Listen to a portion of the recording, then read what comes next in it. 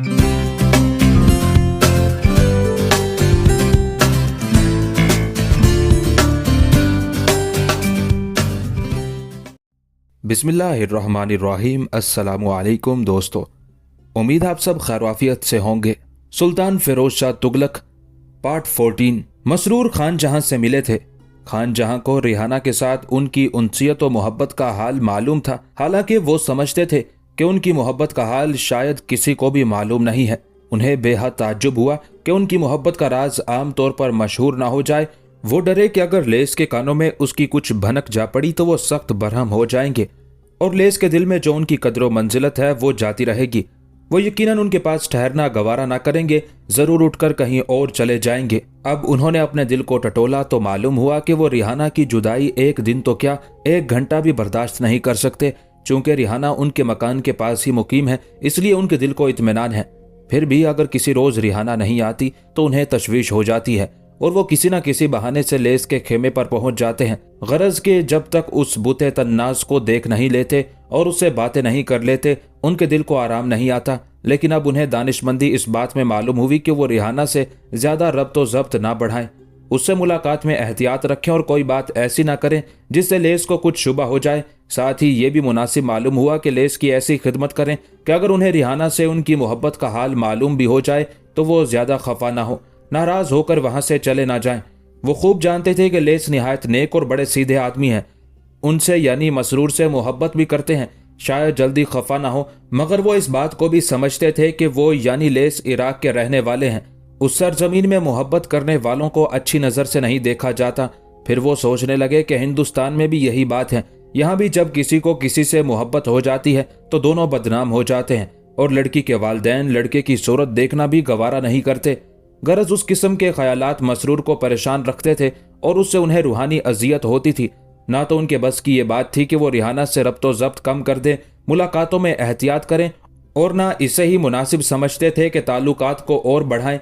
इसके अलावा वाकयात कुछ ऐसे पेश आ जाते थे कि जब उन्हें रिहाना से मिलने का ख्याल भी ना होता तो अचानक मुलाकात हो जाती थी। उन्होंने लेस की खिदमत और मुदारात पहले से ज्यादा करनी शुरू कर दी थी। लेस उनसे पहले ही से मोहब्बत करते थे, अब और भी करने लगे थे। वो उन्हें अपना बेटा समझने लगे थे। एक रोज मसरूर अपनी वालदा के पास पहुंचे। उनकी वालदा ने उनकी शादी का तज़किरा शुरू कर दिया। अब तुम माशाल्लाह जवान हो गए हो, मैं बूढ़ी होती जा रही हूँ, तुम्हारी शादी देखने का अरमान है। खुदा तुम्हारे अब्बा को जन्नत नसीब करे, उन्हें तुम्हारे ब्याह की बड़ी जल्दी थी। उन्होंने एहसान खान की हमशीरा को पसंद किया था। पैगाम देने वाले आए थे कि पयामे अजल आ गया। अब मैं चाहती हूँ कि तुम्हारी शादी के फर्ज से सुबकदोश हो जाऊं। उस गुफ्तगू से मसरूर बड़ी उलझन में पड़ गए। उन्होंने एहसान खान की बहन को देखा था, खासी खूबसूरत थी। अगर पहले से शादी हो जाती तो वो कोई एतराज ना करते, लेकिन अब सूरत हाल बदल गई थी। अब उनके दिल में रिहाना की मोहब्बत पैदा हो गई थी। अब वो एहसान की बहन से मोहब्बत करने पर तैयार ना थे, लेकिन साफ इनकार भी ना कर सकते थे। सर झुकाए खामोश बैठे थे। उनकी वालदा ने कहा, बेटा अब मैं पयाम देने जाने वाली हूँ, बहू घर में आ जाएगी तो और रौनक बढ़ जाएगी। मसरूर ने कहा, अम्मी जान अभी जल्दी क्या है, अभी तो ठट्टा की मुहिम सर पर है। सुल्तान वहां मसरूफ जंग है, ना मालूम किस वक्त मुझे तलब कर लें। इस मुहिम को खत्म हो जाने दीजिए। यही बात मुझे रोके हुए है। कुछ मालूम हुआ कि ठट्टा में क्या हो रहा है?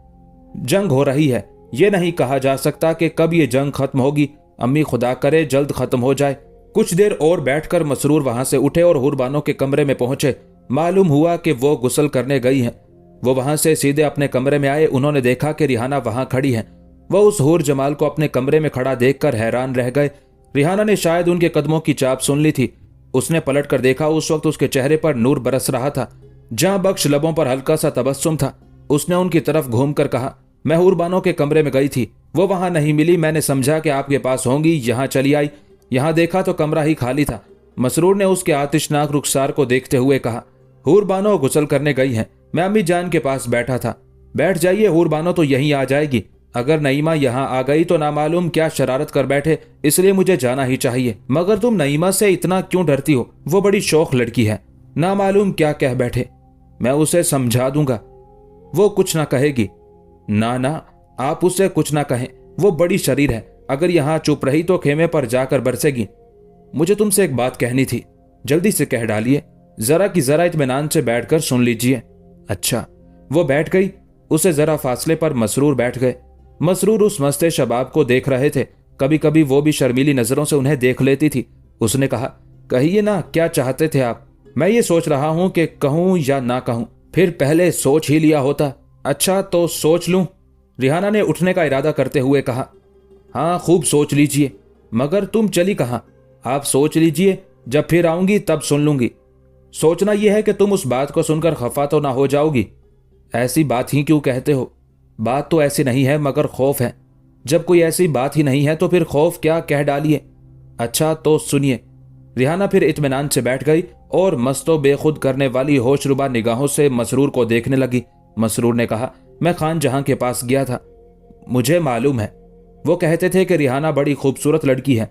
रिहाना ने मसनूई गुस्से से कहा, यह क्या? मसरूर ने मिस्कीन सूरत बनाकर कहा, जो डर था वो सामने आ गया। अब तुम बिगड़ गई ना। आप बातें ही बेसरोपा करने लगे। बाखुदा बेसरोपा नहीं है, उन्होंने खुद मुझे कहा था। वो मुझे क्या जाने, वो अच्छी तरह जानते हैं। कहते थे कि रिहाना इस वक्त दिल्ली की तमाम लड़कियों से ज्यादा खूबरू और हुरो जमाल है। उसकी अच्छी तरह हिफाजत करना, किसी गैर औरत को उसके पास ना जाने देना। आजकल शहर में कुटनियां बहुत सी फिर रही हैं, उनसे बचाना। जरूर आपने कोई जिक्र किया होगा। बिल्कुल नहीं, वो बूढ़े आदमी है। मैं उन्हें अपने वालिद की जगह समझता हूं। मेरी शर्म ये कैसे इजाजत देती कि मैं उनसे तुम्हारा तज़किरा करता, और मुझे उससे फायदा भी क्या था? रिहाना चुप रही। मसरूर ने कहा, मुझे हैरत है कि तुम्हारे हुस्न का चर्चा तमाम दिल्ली में आम हो गया है। रिहाना ने तेज नजरों से कहा, फिर आपने ऐसी बातें शुरू की? मसरूर ने मतानत से कहा, मैं बिल्कुल भी इस किस्म की बातें करना नहीं चाहता, मगर जो वाकया पेश आता है या जो बात सुनने में आती है वो कह देता हूं। शंकर दत्त और फूल कंवर चाहते हैं कि तुम मंदिर में दाखिल होकर दासी बन जाओ। पीरे तरीकत फिरदौसे जार में दाखिल करके हूर बनाना चाहते हैं। खान जहां तुमको हूर जमाल समझते हैं। इतने लोगों का हाल तो मुझे मालूम है, और भी बहुत से ऐसे लोग होंगे जो तुम्हें खुदा जाने क्या क्या समझते होंगे। ये तमाम बातें कहने से मेरा मकसद ये है कि मैं तुमको ये बताऊं कि दिल्ली वाले तुम्हें सबसे ज्यादा खूबसूरत लड़की समझ रहे हैं। तुमको अपनी हिफाजत करनी चाहिए। किसी औरत को अपने पास ना आने देना चाहिए, ना कहीं आना जाना चाहिए। खेमे से जब यहाँ आओ, यहाँ से खेमे में जाओ तो नईमा या किसी और को जरूर साथ ले लिया करो। मगर आपको ये मालूम नहीं कि मैं एक इराकी लड़की हूं। ये किसी की मजाल नहीं हो सकती कि मेरी मर्जी के खिलाफ मेरी तरफ आंख उठाकर भी देख सके। ये कहते हुए रिहाना को कुछ जोश आ गया, जिससे उसके चेहरे पर और भी सुर्खी बिखर गई और उसके आरिज़ बिल्कुल भभूका हो गए। मसरूर ने उस शोलारू को देखा, देखते रहे, फिर बोले, मगर इराकी लड़कियां जहां जबरदस्ती की जाती हो वहां शायद कुछ कर ले, लेकिन जहां मकरो फरेब और झूठी मोहब्बत जताई जाए वहां कुछ भी ना कर सकेंगी। आप इत्मीनान रखिए, मुझे ना कोई धोखा दे सकता है, ना मकर और फरेब। उस वक्त नईमा आ गई। उसने कमरे में दाखिल होकर कहा, मैं पहले ही समझती थी कि तू कहाँ मिलेगी। रिहाना शर्मा गई। मसरूर ने कहा, यह हूर बानो से मिलने आई थी। नईमा ने शौकी से मुस्कुराकर कहा, और आप शायद हूर बानो ही हैं। अब मसरूर को भी मुताज्जिब होना पड़ा। नईमा ने कहा, शर्माइए नहीं, मैं जा रही हूं, आप बातें कर लें। नईमा मुड़ी। रिहाना ने कहा, ठहरो नईमा, मैं भी चलती हूं। ऐन उस वक्त हूर बानो और फूल कंवर आ गई। हूर बानो ने कहा, खूब हुआ, नईमा और रिहाना भी यहीं मिल गई। ये फूल कंवर तुमसे मिलने आई हैं। नईमा ने शरारत से कहा, जहे नसीब, चलिए फिर आपके कमरे में चलें। आइए। क्यों, क्या हम सब यहाँ नहीं बैठ सकते? फूल कंवर ने उनसे पूछा। क्यों नहीं, शौक से बैठिए, मैं बाहर जा बैठूंगा। ये कहते ही मसरूर उठने लगे। फूल कंवर ने कहा, अच्छा अगर आप अब जा रहे हैं तो थोड़ी देर में आ जाइएगा, आपसे भी कुछ कहना है, किसी से मुझे बुलवा लेना। फूल कंवर ने कहा, अच्छा। मसरूर उन सीमतन हूर जमालों के पास से चले आए और लेस के पास आकर बातें करने लगे। ये चारों लड़कियां पास पास बैठ गईं। चारों खूबसूरत थी। तमाम कमरा उनके हुस्न की ज़िया से जगमगा उठा। बिल्कुल ऐसा मालूम होने लगा था जैसे चार चांद एक बुर्ज में जमा हो गए हैं। जब वो हंसती थी तो बिजलियां सी झिलमिलाने लगती थी। कुछ देर तो चारों बैठी हंस हंस कर बातें करती और एक दूसरे को छेड़ती रही। उसके बाद दोपहर के खाने का वक्त आ गया। हूर बानो ने उस कमरे में दस्तरखान बिछवाकर खाना चुनवा दिया। फूल कंवर के वास्ते बाजार से कचौरियां, तरकारियां, मिठाई और नमकीन मंगवाया गया। उसके लिए भी खाना उसी दस्तरखान पर चुन दिया गया। कई खादिमाएं आकर निगरानी करने लगी और ये सब खाना खाने लगी और खाना खाती जाती थी और चहलें करती जाती थी। खाते खाते फूल कंवर ने कचौरी का एक निवाला उठाकर रिहाना के मुंह में जबरदस्ती उस वक्त ठोंस दिया जब वो अपने हाथ का निवाला अपने मुंह में रखने के लिए मुंह खोल रही थी। रिहाना ने खा लिया। फूल कंवर बहुत हंसी। हूर बानो नईमा भी हंसने लगी। रिहाना ने कहा, क्या बात है, तुम्हें मेरे हाथ से निवाला खाना पड़ेगा फूल कंवर। फूल कंवर ने हंसते हुए कहा, हिम्मत हो तो खिला देना। नईमा ने कहा, बिल्कुल ठीक कहा, ये तो ताकत के ऊपर मुनहसिर है। ताकत? तू बहुत ताकत वाली बनती है, ला पहले तेरी ताकत देखूं। ना बाबा, मैं ताकत वाकत वाली नहीं, मैं तो फूल कंवर के मुतालिक कह रही थी। वो जरूर ताकतवर है, उससे उलझना। मुझ बेचारी को कमजोर समझकर मुझ पर क्यों ताकत आजमाई को तैयार हुई जाती है। तू तो इराकी लड़की है ना, इराकी लड़कियां मर्द मार हुआ करती हैं। रिहाना पर घड़ों पानी पड़ गया। वो समझ गई कि नईमा ने छुपकर उसकी और मसरूर की बातें सुनी हैं। उसे खौफ हुआ कि कहीं भांडा ना फोड़ दे, लेकिन और लड़कियों को ना ये बात मालूम थी, ना उसमें उन्हें कुछ लुत्फ आया। रिहाना ने माजरत ख्वाह झेंपी हुई नजरों से नईमा को देखा। नईमा समझ गई कि वो इफ्शाए राज की मुमानत कर रही है। उसने कहा, मैं तो जब तुझे ताकत वाली समझूं जब तू फूल कंवर के मुंह में जबरदस्ती निवाला ठोंस दे। रिहाना को इत्मीनान हो गया कि अब नईमा और कुछ ना कहेगी। उसने हंसकर कहा, अभी ले, तू भी कोशिश कर ले कि वो निवाला ना खाए। नईमा ने हंसकर कहा, तुझे तो फूल कंवर ही काफी है। फूल कंवर मुस्कुरा रही थी। रिहाना ने मीठे चावलों का निवाला बनाकर फूल कंवर की तरफ देखा। इत्तेफाक से फूल कंवर ने नहीं देखा। वो गुलाब जामुन उठाकर खाना चाहती थी। जो ही उसने मुंह खोला, रिहाना ने झट उसके मुंह में चावल भर दिए। नईमा और हुरबानो ने कह कहा लगाया। रिहाना भी हंस पड़ी। फूल कंवर ने बुरा ना माना, ना कोई एतराज किया, चावल चबाकर निकल गई। अब रिहाना चावलों की प्लेट लेकर बैठ गई और कहने लगी, ये सारी प्लेट तुम्हें खाना होगी। फूल कंवर ने कहा, बड़ी खुशी से मुझे बाजार की मिठाई पटाला और ऐसे अच्छे चावल खा रही हैं। लाओ प्लेट मुझे तो, मैं खुद खाऊंगी। रिहाना ने कहा, मेरे हाथ से खाओ। फूल कंवर ने जवाब दिया, अगरचे हमारे मजहब में किसी के झूठे हाथ का खाना बहुत ही बुरा समझा जाता है और शायद मर जाती मगर हरगिज ना खाती, लेकिन तू तो इंसान ही है ना। है अस्परा किसकी किस्मत के तेरे झूठे हाथों से तेरा झूठा खाना मिल जाए। बातें तो तुम भी ऐसी ही बनाती हो जैसी नईमा, लेकिन मैं बातों में आने वाली नहीं। अपने हाथ से तुम्हें खिलाऊंगी, खुद खिलाना और मैं बड़ी खुशी से खाऊंगी, लेकिन तुम भी मेरे हाथ से खाती रहो। तुम में हिम्मत है तो खिलाती रहो। मैं एतराफ़ करती हूं कि मुझ में इतनी ताकत नहीं है कि मैं ज़बरदस्ती तुमको निवाले खिला सकूं, और ना शायद ज़बरदस्ती मैं तुम्हारे हाथ से खा सकूं, लेकिन मोहब्बत से हम दोनों एक दूसरे के हाथ से खा सकती हैं। इसलिए तुम मुझे खिलाओ और मैं तुम्हें। मंजूर है जालिम, मुझे तो तुमसे बड़ी ही मोहब्बत है, मुझसे ज़्यादा नहीं हो सकती। रिहाना, तुम कभी मुझसे मिलने नहीं गई और मैं कई मरतबा तुम्हारे पास आ चुकी। अब रिहाना फूल कंवर को और फूल कंवर रिहाना को निवाले खिला रही थी। रिहाना ने कहा, तुम आज़ाद हो, हम पर्दे की पाबंदी की वजह से मजबूर हैं। थोड़ी देर के बाद खाना बढ़ाया गया। सब ने हाथ धोए, कुलियां की और साफ रुमालों से मुंह हाथ साफ करके बैठ गई। नईमा ने दरियाफ्त किया, तुमने अपने उन्हें क्यों बुलाया था? फूल कंवर ने शर्मीली नजरों से मुस्कुराकर शरीर नईमा को देखते हुए कहा, उन्हें किन्हें? जिनसे मिलने तुम बार बार आती हो। मैं तो सबसे मिलने आती हूं, बहाना तो यही करती हो। बुलवा लो ना उन्हें, कहिए मैं बुलवा दूं। तुम अपना दिल थोड़ा ना करो, मैं उनसे मिलने नहीं आती। खैर यही सही, लेकिन तुम्हें उनसे कुछ कहना था ना? हाँ, कहना जरूर है, और वो भी तुम सभी के मुतालिक। ओहो, हमारे मुतालिक और उनसे कहना? खूब। जी हाँ, तुम बगैर उनकी इजाजत के कहीं जाती नहीं हो ना, और मैं तुम्हें मदऊ करने आई हूं, इसलिए उनसे मिलना जरूरी मालूम होता है। खैर यूं ही सही, मैं बुलवाए देती हूं। उस वक्त मसरूर खुद ही आ गए। नईमा ने आहिस्ता से कहा, लो, इन्हें ही क्यों चैन आता, वह खुद ही आ गए। फूल कंवर का चेहरा मसरूर को देखते ही चमक उठा। उसने कहा, खूब हुआ आप आ गए। नईमा बहन आपको बुलवाने वाली थी। किस लिए? ये तो इनसे ही पूछिएगा। कहती थी हम इनके पास आए थे, वो चले गए। जरा आंखें मिलाकर बातें कीजिए। बात यह है कि जब से आई हैं बेचैन होकर पहलू बदल रही हैं। मैंने कहा मुस्तरिब क्यों होती हो, मैं उन्हें बुलवाए देती हूं। खैर साहब, मैं ही बुला रही थी। फूल कंवर ने हार मानते हुए कहा, अब आई राह रास्त पर। नईमा ने शौखी से कहा। मसरूर भी बैठ गए। उन्होंने फूल कंवर से दरियाफ्त किया, पहले ये कहिए आपने खाना भी खा लिया? जी हाँ, नईमा ने शौखी से कहा। रिहाना के हाथ से खाना खाया है इन्होंने। मसरूर ने मुस्कुराकर कहा, और इनके हाथ कहाँ चले गए थे? ये रिहाना को खिला रही थी। नईमा ने जवाब दिया। खूब, तुमने मुझे भी उस वक्त क्यों ना बुला लिया? मसरूर ने मजाक करते हुए कहा। भूल हो गई, वरना ये तुम्हारे हाथ से कई दिन का खाना खा लेती। फूल कंवर शर्मा गई। हूरबानो और रिहाना मुस्कुरा रही थी। मसरूर ने फूल कंवर से कहा, कहिए मुझसे क्या कहना था? आज कृष्ण जी का जन्मदिन है।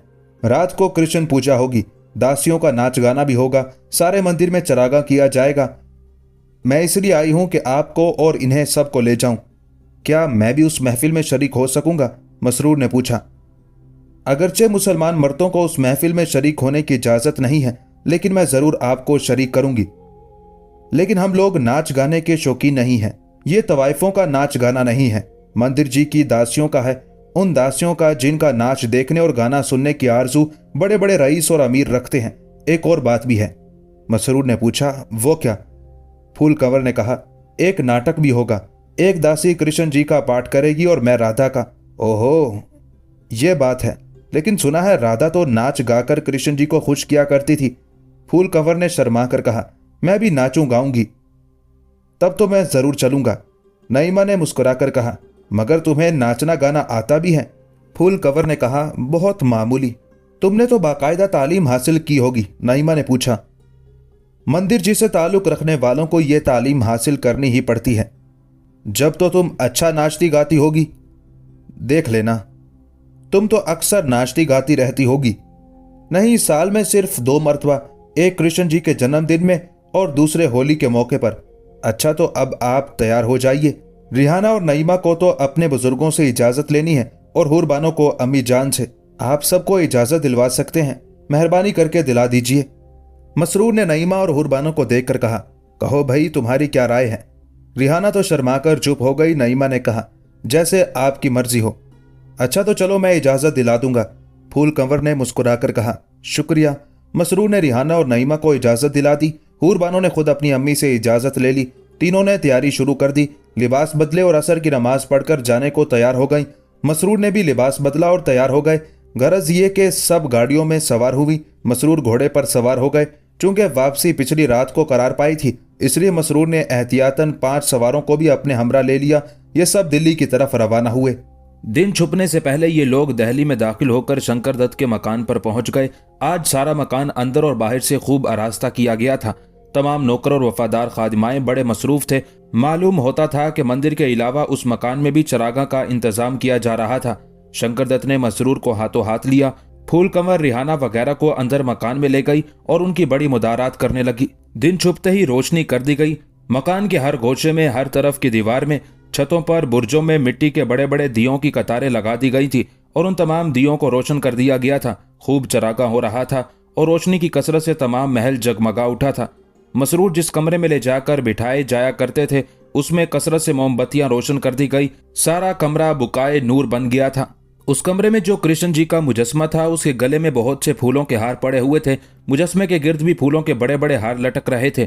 थोड़ी देर के बाद मसरूर को महल के अंदर बुलवाया गया। वो वहां की रोशनी देखकर हैरान रह गए। उन्हें एक कमरे में ले जाकर बिठा दिया गया। कुछ ही वक्फे के बाद रिहाना, नईमा, हुरबानो और फूल कंवर भी वहीं आ गई। उन सब के बैठते ही कई नौकरानियां थालों में खाना ले आई। फूल कंवर ने सबके सामने खाना चुन दिया, अपने सामने भी रखा और सबने खाना शुरू किया। आज का खाना बड़ा पुरतकल्लुफ था। पूरियां, कचौरियां, शीरमाल, तरह तरह की मिठाइयां, किस्म किस्म की तरकारियां और कई तरह के नमकीन और कई किस्म के हलवे, गरज के बहुत कुछ सामान था। ये सब बातें करती जाती थी, हंसती जाती थी और खाती जाती थी। जब सबका पेट भर गया तो खाना बढ़ाया गया। अब फूल कंवर ने कहा, पूजा का वक्त करीब आ गया है, शंख बजने वाला है, तुम सब चलने को तैयार हो जाओ। मसरूर ने पूछा, क्या वहां मर्द भी होंगे? फूल कंवर ने जवाब दिया, मर्द, औरतें और बच्चे सब ही होंगे, लेकिन मैं रिहाना वगैरह को ऐसी जगह बिठा दूंगी जहां वो तो सबको देखें लेकिन कोई मर्द उनको ना देख सके। क्या मैं भी वहीं रहूंगा? माफ कीजिए, आप वहां नहीं रह सकते, क्योंकि वो मकाम दासियों के रहने की जगह के करीब है और दासियां उसी तरफ से आती जाती रहेंगी। आपको उसके सामने ही ऐसे मकाम पर बिठा दूंगी जहां से आप सब कुछ देख सकें। रिहाना वगैरह भी आपसे जरा दूर लेकिन आपके सामने होंगी। जहां आप चाहें बिठा दीजिए। तो जरा जल्दी कीजिए, पूजा का शंख बजने ही वाला है। यह कहते ही फूल कंवर उठी। ये सब भी उठ खड़े हुए। फूल कंवर उन्हें लेकर चली। चंद कमरों में से होकर एक बड़े कमरे में पहुंची। फूल कंवर ने कहा, अब हम मंदिर में आ गए हैं। वहां से वो एक बड़े हाल में आई। उस हाल में सदर के मकाम पर श्री कृष्ण जी की एक बड़ी तस्वीर रखी हुई थी। ये तस्वीर पत्थर की थी, शायद बराहना होगी। एक रेशमी धोती नाफ के नीचे से टखनों तक बांधी हुई थी। उस धोती की किनारी जरदोजी थी, बाकी तमाम जिस्म नंगा था और फूलों के हारों और जेवरात से ढका हुआ था। उस कमरे में इस कसरत से रोशनी हो रही थी कि दिन सा निकला हुआ मालूम होता था। फूल कंवर उन्हें सबको लेकर उसके करीब ही एक कमरे में पहुंची। यह कमरा मुख्तसर था और हाल कमरे की सतह से तकरीबन 8 फुट ऊंची सतह थी। फूलकवर ने उस कमरे में रिहाना वगैरह को बिठा दिया और कहा, इस कमरे के दूसरी तरफ जो जीना है वो उस मकाम पर जा निकलता है जहां दासियां रहती हैं। दासियां उस तरफ से आएंगी। आज वो एक ही किस्म के बेहतरीन कपड़ों में मलबूस होंगी। हर एक अपने पूरे जेवरात पहन कर आएगी। देखना कितना अच्छा लिबास और जेवरात किस कदर होंगे। वो उन्हें वहां बिठाकर मसरूर को साथ लेकर चली गई और कमरों में से गुजरकर एक ऐसे कमरे में पहुंची जिसमें रिहाना वगैरह के कमरे में बैठने वालों को देखा जा सकता था। अलबत्ता हाल वाले उन दोनों कमरों में बैठने वालों को नहीं देख सकते थे। हाँ, उन कमरों वाले हाल वालों को बाखूबी देख सकते थे। फूलकवर ने मसरूर को बिठाकर कहा, आप यहाँ तशरीफ रखिए, उसे देखिए, वो पूजा का शंख बजने लगा है। ये कहते ही फूलकंवर वहां से भाग गई। शंख बड़े जोर से फूंका जा रहा था। उसकी यह आवाज तमाम मंदिर में गूंज गई थी। शंख के बंद होते ही छोटे बड़े घंटे, घंटियां और घड़ियाल बजने लगे। उनके शोर से भी तमाम मंदिर गूंज उठा। उस वक्त बहुत से पंडित सिर्फ एक धोती किए, आड़े जनेब डाले, पूजा का सामान थालियों में लिए दाखिल हुए। उनमें शंकर दत्त भी था। ये सब हिलाली दायरे की सूरत में श्री कृष्ण जी के मुजस्मे के सामने खड़े हो गए। उनके बाद दासियां दो कतारों में खुशनुमा रंगीन लिबास और फूलों के गजरे पहने आई और पंडितों के पीछे हिलाली दायरे में खड़ी हो गई। अब फिर शंख बजा और घंटे घंटियां बजने लगी। उस वक्त हिंदू मर्दों, औरतों और बच्चों के गोल कमरे में घुस आए। उनके आने से तमाम कमरा भर गया। पूजा शुरू हो गई। सब हाथ जोड़ जोड़ कर खड़े हो गए। शंकरदत्त कुछ मंत्र पढ़ता था। तमाम पंडे उसकी तकरार करते थे। बीच बीच में चांदी की छोटी छोटी घंटियां बजाते जाते और चावल वगैरह कृष्ण जी की मूर्ति पर फेंकते जाते थे। थोड़ी देर में पूजा बंद हो गई। सारे हिंदू कृष्ण जी के पैर छूने के लिए टूट पड़े। वो एक तरफ से जाते थे और दूसरी तरफ से निकल आते थे। औरतें, मर्द और बच्चे मिले जुले थे। वो धक्का पेल हो रही थी कि खुदा की पनाह। हर एक हिंदू हस्बे हैसियत सोना, चांदी, रुपए, अशरफियां बुद्ध के पैरों में डालता जाता था। कोई 1 घंटे में तमाम हिंदू बाहर चले गए। पंडे भी चले गए। शंकरदत्त ने वो तमाम दौलत जो कई हजार रुपए थी उठवाकर अपने आदमियों को दे दी, जो उसी वक्त हाथों हाथ ले गए। अब फूलकंवर मसरूर के पास आई और आते ही बोली, पूजा खत्म हो गई, अब पहले दासियों का नाच देखना। मसरूर ने पूछा, तुम कब नाचोगी? दासियों के बाद, फूलकंवर ने जवाब दिया। क्या फिर इसी कदर लोग आएंगे जिस कदर अब आए थे? नहीं, अब खास और मुअज़्ज़ज़ लोग आएंगे। फूलकंवर चली गई। थोड़ी ही देर में कुछ लोगों ने उस हाल में जिसमें श्री कृष्ण जी की तस्वीर थी दबीज कालीनों का फर्श बिछा दिया। फौरन ही आदमियों की आमद शुरू हो गई। शंकरदत्त और चंद और पंडित उन आने वालों का इस्तकबाल करने लगे। उस वक्त वो साधु भी आ गए जो पहले मंदिर के पास आकर ठहरे हुए थे। वो पूजा के वक्त नहीं आए थे। उस वक्त जो हिंदू मर्द, औरतें और बच्चे आ रहे थे वो सब मालदार लोग मालूम होते थे। मर्द बेहतरीन लिबास पहने हुए थे। औरतें खुशनुमा कपड़े और सोने और जवाहरात के जेवरात पहने थी। उनमें जवान और बूढ़े सभी किस्म के आदमी थे। थोड़ी ही देर में निस्फ कमरा भर गया। अब दासियां आई। वो सुर्ख रंग के रेशम के पिशवाज नुमा लहंगे, सफेद चलवार के और हल्के गुलाबी रंग के दुपट्टे पहने थी। सोने और जवाहरात के जेवरात इस तरीके से पहने हुए थी कि उनकी चमक उनके शफाफ चेहरों पर पड़कर उन्हें जगमगा रही थी। वो सब हसीन और शोलारू थी, लेकिन बाज उनमें बहुत ही ज्यादा परी कमाल थी और बिल्कुल चांद के टुकड़े मालूम हो रही थी।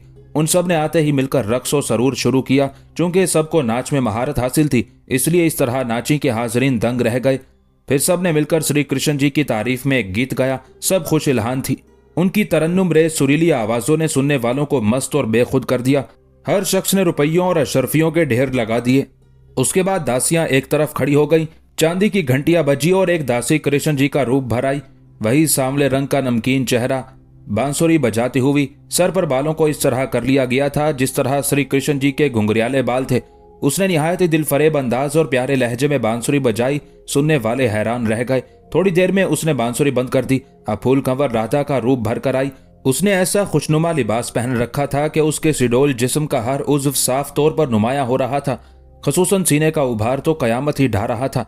सर के बाल निहायत ही दिलफरेब तरीके पर गूंदे गए थे। स्याह और लंबी चोटी पुश्त पर पड़ी थी जो हल्के गुलाबी दुपट्टे में से झलक रही थी। वो वैसे ही काफी खूबसूरत थी। उस वक्त आफत की परकाला बन गई थी। मर्दों ने उसे आंखें फाड़ फाड़ कर देखना शुरू किया। उसे देखते ही कृष्ण ने कहा, ओह तुम आ गई राधा। राधा ने कहा, आ गई राधा। मोहन से अलग कब रह सकती है? मोहन कृष्ण जी का लकब है। कृष्ण जी ने कहा, मोहन कहाँ है? मेरे दिल में। फिर तुम किस मोहन की तलाश में हो? उसी मोहन की जो मेरे दिल में बसा हुआ है। अब तुम्हारी तलाश फजूल है। प्रेम ने राधा को मोहन और मोहन को राधा बना दिया है। ना तुम राधा हो ना मैं मोहन हूं। ओह, मैं मोहन हूं? मोहन? मैंने पा लिया प्रेम का, आखिर पा लिया मैंने मोहन को। राधा अपने मोहन के लिए नाचो और गाओ। जरूर नाचूंगी, जरूर गाऊंगी, अपने मोहन के लिए। ये कहते ही फूल कंवर ने नाचना शुरू किया। वो कुछ इस अंदाज से नाची कि देखने वाले लोट हो गए।